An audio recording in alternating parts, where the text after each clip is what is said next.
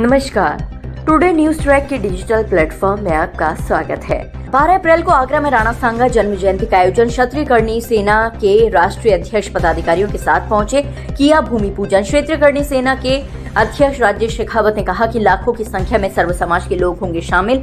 उनकेंद्र राणा के द्वारा प्रस्तावना पत्र दिया जाएगा। कार्यकर्ताओं पर से वापस मुकदमे अपनी मांगों को लेकर शासन प्रशासन को देंगे 5 बजे तक का समय। हमारी मांगे नहीं मांगी तो फिर देखेंगे क्या है करना, पीछे नहीं हटेंगे, उस दिन सब तय होगा।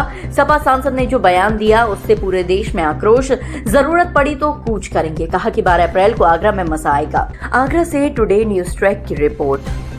12 तारीख को हम लोगों ने महाराज सांगा जी की जन्म जयंती के उपलक्ष्य रक्त स्वाभिमान सम्मेलन का आयोजन किया और 1 बजे तक यहाँ पे लाखों की संख्या में सनातनी और क्षत्रिय पहुंच जाए और हम लोग प्रस्तावना के माध्यम से उपेंद्र राणा जी इसकी अध्यक्षता करेंगे। उनके उपेंद्र राणा जी के द्वारा प्रस्तावना रख के और हम सरकार तक हमारी बात पहुंचाएंगे। 5 बजे तक अल्टीमेटम देंगे। 5 बजे तक वो हमारी बातों में सहमति दर्ज करते हैं तो सही है और करेंगे। सकारात्मक सोच रखेंगे तो हमें आपत्ति नहीं है। तो हमें यही है कि सरकार हमारी उस अपेक्षा पे सहमत हो और हम उस महापुरुष के स्वाभिमान की रक्षा के लिए उस दिन न्याय के लिए हमारा योगदान सुनिश्चित। सर मैंने क्या कहा आपको, 5 बजे तक का समय सरकार प्रशासन का है। 5 बजे के बाद समय हमारा शुरू होगा और मैं आपसे कहना चाहता हूँ, हम क्षत्रिय हैं, हम इस देश की संपत्ति को या देश की जनता को नुकसान नहीं पहुंचा सकते और पहुंचाएंगे भी नहीं। हमारी जो लड़ाई है वो लड़ाई है सुमन लाल से है।